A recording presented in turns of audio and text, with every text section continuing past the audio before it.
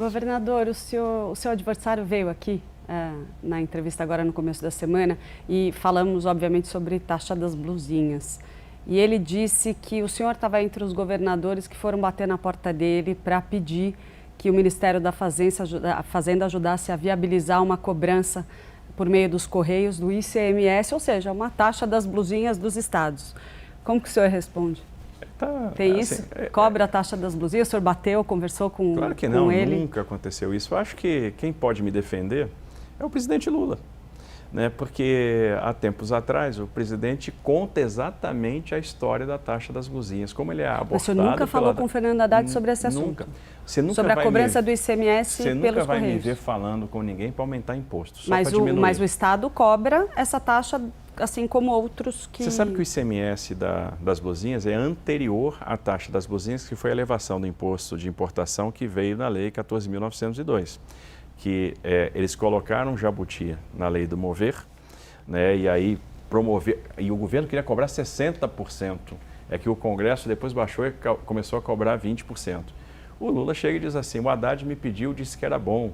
Eu achei, poxa, tem problema. E aí ele fala, o presidente não queria sancionar. Se ele não quisesse sancionar, ele não sancionava. Porque quando foi para vetar a restrição às saidinhas, ele disse, tem uma questão aqui de fórum íntimo, eu tenho formação política, eu vou vetar.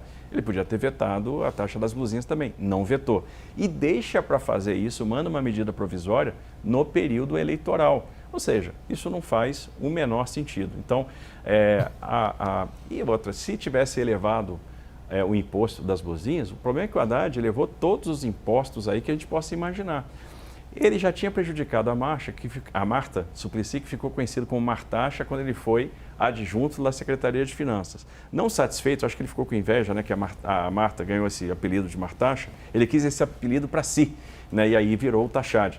Um imposto criado a cada 30 dias. Por que isso é ruim? Porque o governo gasta demais. Está gastando demais, gastando demais. A gente está com um déficit público gigantesco, a gente pode caminhar de fato para uma recessão e ao invés de fazer o ajuste... Tem alguma herança também do governo anterior? Não.